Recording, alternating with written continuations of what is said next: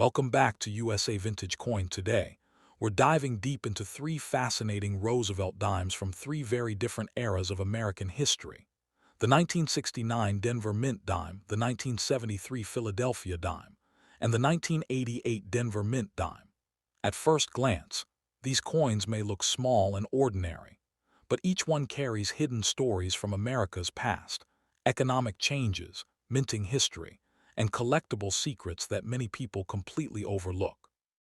These tiny silver-colored coins traveled through millions of hands, survived decades of American history, and today, some versions of these dimes are actually worth far more than just 10 cents. So in this video, we'll carefully compare all three coins side by side, explore their historical background, their design details, their mint marks, their rare varieties, their possible values, and the amazing stories connected to the years they were made. And make sure you stay until the very end, because one of these dimes has a history connected to rising inflation. Another belongs to a major transitional period in U.S. coin collecting, and one may still be hiding in circulation today, worth surprising money. So grab your magnifying glass, relax, and let's begin our journey into the world of Roosevelt dimes. Let's begin with the oldest coin in today's comparison, the 1969 D. Roosevelt dime. The first thing we notice is the familiar portrait of President Franklin Delano Roosevelt on the front of the coin. Around the top edge, we see the powerful American motto, "In God We Trust," to the left side. Liberty, and near the bottom, the year 1969 beside the date is a tiny letter D. That small mint mark tells us this coin was produced at the famous Denver Mint in Colorado.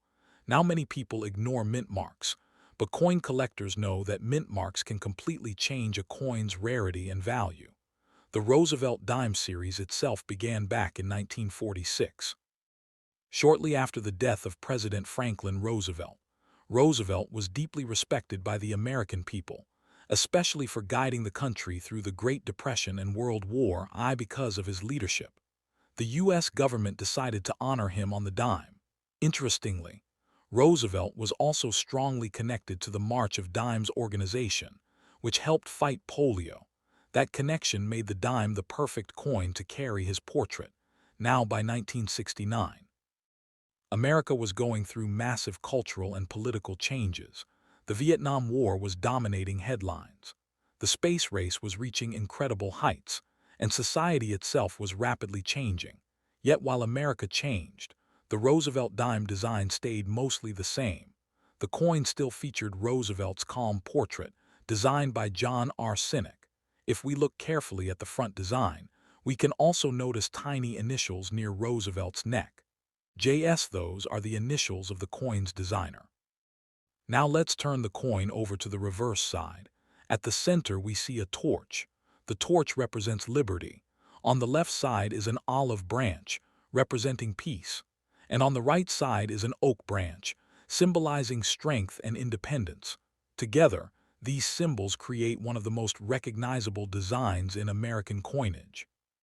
Around the edge we read, "United States of America" at the bottom, one diamond across the middle, EPLURIBUSUNUM, which means, out of many, one. Now here's something incredibly important about the 1969 dime. Although it looks silver, this coin actually contains no real silver at all. Many older Americans still remember when dimes were made from 90% silver before 1965, but rising silver prices forced the U.S. Mint to change the metal composition.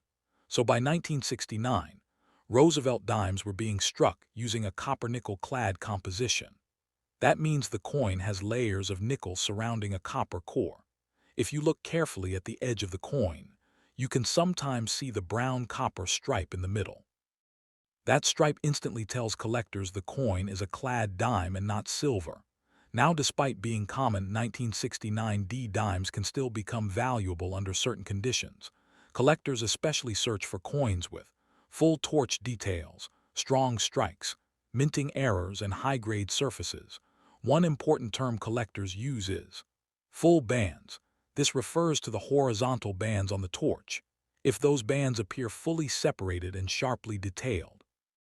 The coin becomes much more desirable. A normal worn 1969 D dime might only be worth face value, but a brilliant uncirculated example with full bands can sell for dramatically higher prices, and rare mint-state examples certified by grading companies can sometimes reach hundreds of dollars. Now let's talk about errors, because this is where coin collecting becomes really exciting. Some 1969 D dimes were struck off-center. Others showed doubled lettering. Some may have clipped planchets, meaning part of the coin blank was missing before striking. And occasionally, collectors discover coins struck on the wrong metal planchet entirely. Those error coins can become extremely collectible. Imagine finding a tiny dime in your pocket, only to realize it's worth hundreds or even thousands of dollars. That possibility is exactly why so many people search through coins today. Now let's step back and think about America in 1969. This was the year humans landed on the moon. The Apollo 11 mission changed world history forever. Television broadcasts showed astronauts walking on the lunar surface. Meanwhile, these very dimes were circulating in stores, restaurants, gas stations, and vending machines all across America. Every coin carries silent history. This dime may have been carried by factory workers, students, soldiers, or families watching the moon landing on television. That's what makes old coins fascinating. They are not just money, they are survivors of history. Now another interesting fact. The Denver Mint produced hundreds of millions of dimes in 1969 because so many were made. Most examples remain common today. But condition changes everything in coin collecting. A heavily worn dime and a perfectly preserved dime from the same year can have massively different values. Collectors often use magnifying glasses and bright lights to inspect coins carefully. Tiny scratches, surface marks, and strike quality all affect value. Professional grading companies like PCGS and NGC carefully assign grades from poor 1 all the way to mint state 70, and reaching those highest grades is extremely difficult. That's why elite condition Roosevelt dimes can become surprisingly expensive. Now here's another detail many beginners miss. Coins from the late 1960s sometimes show weaker strikes because of high production demands. The U.S. Mint was producing enormous numbers of coins for circulation. That means sharply detailed examples are harder to find. So collectors pay extra for coins with crisp details and bright original luster. Luster is the glowing shine that fresh mint coins display when light moves across the surface. Once circulation wears the coin down, that original mint luster disappears. Finding older coins with untouched luster is one of the most exciting parts of coin collecting. Now imagine this. Somebody in 1969 receives this dime as change after buying a soda, then unknowingly stores it away for decades. Years later, that same dime may become a prized collectible. That's the magic of numismatics. Coins transform ordinary history into something you can hold in your hand. And the 1969 D Roosevelt dime perfectly captures a dramatic era of American history. Reduce 2 minutes from it. Now let's move ahead into the 1970s and take a close look at the 1973 Roosevelt dime. At first glance, it looks very similar to the 1969 coin. We still see Roosevelt's portrait. We still see, "In God We Trust," Liberty, and the date, 1973, but something important is different. This coin has no mint mark, and during this period, that usually means the coin was struck at the Philadelphia Mint. For many decades, Philadelphia coins often carried no mint mark at all. Now the early 1970s were a fascinating time in America. The country was experiencing major economic changes. Inflation was rising. Gas prices were increasing, and the economy was becoming unstable. Yet despite all these changes, the Roosevelt dime remained one of the hardest-working coins in circulation. Millions upon millions of Americans used dimes every single day. People used them for vending machines, arcades, pay phones, bus fares, parking meters, and grocery stores. Young viewers today may not realize how important coins once were in daily life. Back then, A single dime could actually buy useful things. Now let's examine the design more closely. The Roosevelt portrait still displays strong realism and simplicity. John Sinek's design was created to appear dignified and timeless, unlike some modern coins with highly detailed backgrounds. The Roosevelt dime keeps a clean, classic appearance. That simplicity helped the coin remain easy to produce in huge numbers. Now turning to the reverse side, we again see the famous torch design. Collectors carefully inspect these details because strike quality varies from coin to coin. Some 1973 dimes appear weakly struck, especially around the torch bands. Others show extremely sharp details. Those sharper examples become more collectible. Now here's something very important. 1973 Roosevelt dimes exist in both circulation strikes and proof versions. Proof coins are specially made for collectors using polished dies and specially prepared blanks. These proof coins display mirror-like surfaces and incredibly sharp details. Collectors love proof coins because of their beauty. Now, although most normal 1973 dimes remain common, certain error varieties can become very valuable. Some collectors search for doubled dies. Others hunt for off-center strikes or die cracks. A die crack happens when the metal die itself begins cracking during production. That crack leaves raised lines on the finished coin. Some collectors absolutely love dramatic die cracks because every one looks unique. Now let's talk about the broader historical setting of 1973. This was the era of muscle cars, classic rock music, and huge cultural shifts. Color television was becoming standard in homes. The oil crisis shocked the country. And meanwhile, small coins like this dime quietly continued circulating through everyday American life. That's what makes coins so powerful historically. They silently witness everything. This very dime could have passed through New York City, Los Angeles, Chicago, or small-town America. It may have traveled thousands of miles across the country. Coins become tiny travelers through history. Now another fascinating aspect of Roosevelt dimes is affordability. Unlike rare gold coins, many Roosevelt dimes remain accessible to beginner collectors. That's why so many people start coin collecting with pocket change. It's like a treasure hunt anyone can join. Sometimes valuable coins hide in ordinary circulation for decades. And every year people still discover collectible Roosevelt dimes in old jars and coin rolls. Now let's discuss condition again. Because condition matters enormously. A worn 1973 dime may show flattened details on Roosevelt's hair and face. The torch details may also appear weak, but higher-grade examples maintain crisp lines and strong shine. Coins stored carefully in albums or rolls often survive in much better condition. That's why collectors use protective holders and gloves to preserve coins safely. Fingerprints and moisture can damage surfaces over time. Now one interesting fact about 1973. The U.S. Mint was producing coins at incredible speed to meet circulation demand. Machines operated continuously, striking enormous numbers of coins every day. Because of this mass production, minor errors occasionally escaped into circulation, and those mistakes became treasures for collectors. Imagine a tiny minting accident turning an ordinary dime into a valuable collectible decades later. That possibility keeps collectors constantly searching. Now another thing collectors love is the hunt for high-grade Philadelphia dimes with full bands. Perfectly struck examples are harder to locate than many people expect. So even common dates can become valuable in elite condition. That surprises many beginners.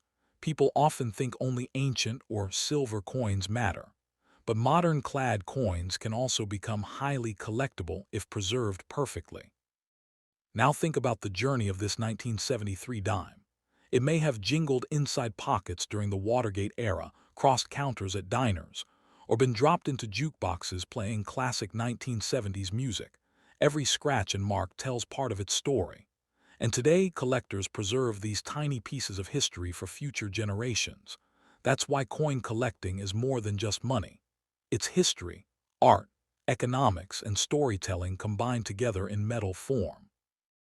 Now let's move forward into the late 1980s, and take a close look at the 1988 D Roosevelt dime.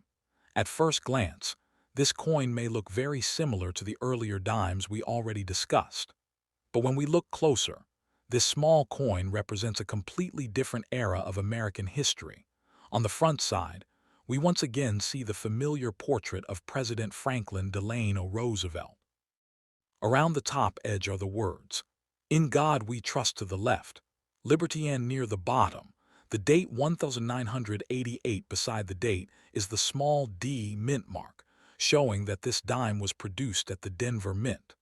By 1988, the Roosevelt dime had already been circulating in America for more than 40 years. Its design had become one of the most recognizable coin designs in the country. Even though technology and society had changed dramatically since the 1940s, the dime still carried the same classic appearance. That consistency is one reason many collectors admire the Roosevelt dime series.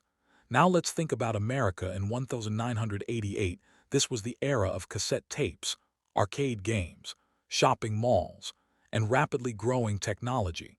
Personal computers were becoming more common in homes. Television and pop culture were changing quickly, and America was entering the final years of the Cold War. Yet during all these historic changes, millions of Roosevelt dimes continued circulating quietly through everyday life. People used these coins in vending machines, parking meters, pay phones, and convenience stores. Back then, carrying coins was still an important part of daily life. Now let's examine the design more carefully. The portrait of Roosevelt still shows strong detail and clean lines. Near Roosevelt's neck we can again see the initials JS, representing designer John R. Sinek. The design remained mostly unchanged from earlier decades, which helped create a sense of continuity in American coinage. Turning the coin over to the reverse side, we once again see the famous torch in the center. The torch represents liberty. The olive branch symbolizes peace, and the oak branch stands for strength and independence.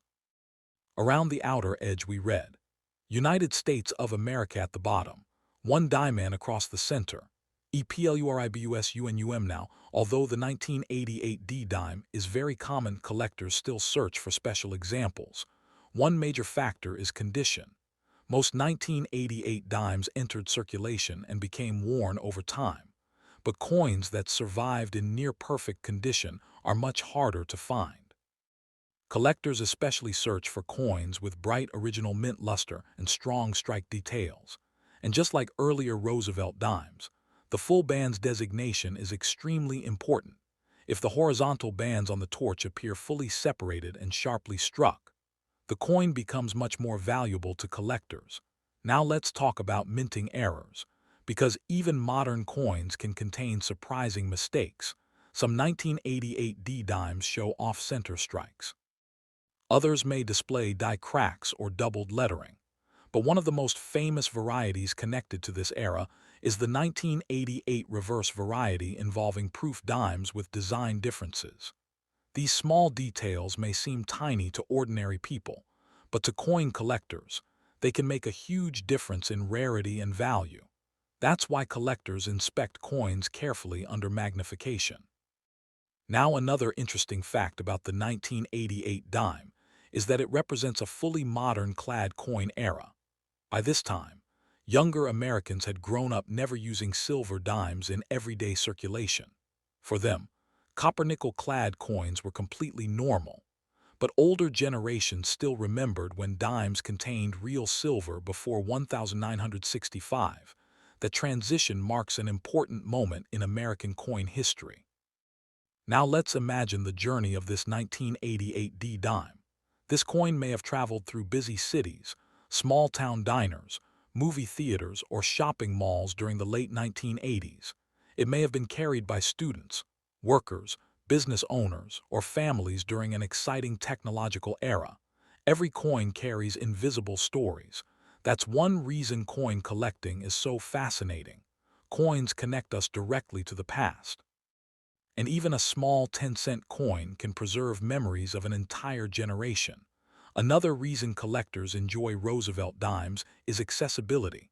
Unlike rare gold coins worth thousands immediately, Roosevelt dimes allow beginners to start collecting affordably. Many collectors begin simply by searching pocket change or old coin jars. And sometimes, valuable varieties are still discovered unexpectedly. Now here's something many beginners do not realize. Modern coins in perfect condition can actually become surprisingly rare. Because coins are made for circulation, most become scratched, worn, or damaged very quickly. Finding older dimes with flawless surfaces and strong strikes is much harder than many people expect. That's why certified high-grade examples can sell for impressive prices at auction. Professional grading companies carefully examine every detail, including luster, surface marks, strike quality, and overall eye appeal. Only the very best coins achieve the highest grades, and collectors compete strongly for those elite examples. Now let's step back and compare all three dimes from today's video. The 1969 D-dime connects us to the moon landing era and major historical change. The 1973 dime represents the economic and cultural shifts of the 1970s. And the 1988 D-dime reflects the modern technological world of the late 1980s. All three coins may look similar at first glance, but each one carries a unique historical story. That's the beauty of coin collecting. These coins are not just currency. They are tiny metal time capsules from different chapters of American history. And the 1988 D Roosevelt dime remains an important part of that story. You for watching USA Vintage Coin. Which of these three Roosevelt dimes was your favorite? The 1969 D, the 1973, or the 1988 D? Don't forget to like, subscribe, and turn on notifications for more amazing coin history and rare coin discoveries. And remember, every old coin has a story. See you in the next video.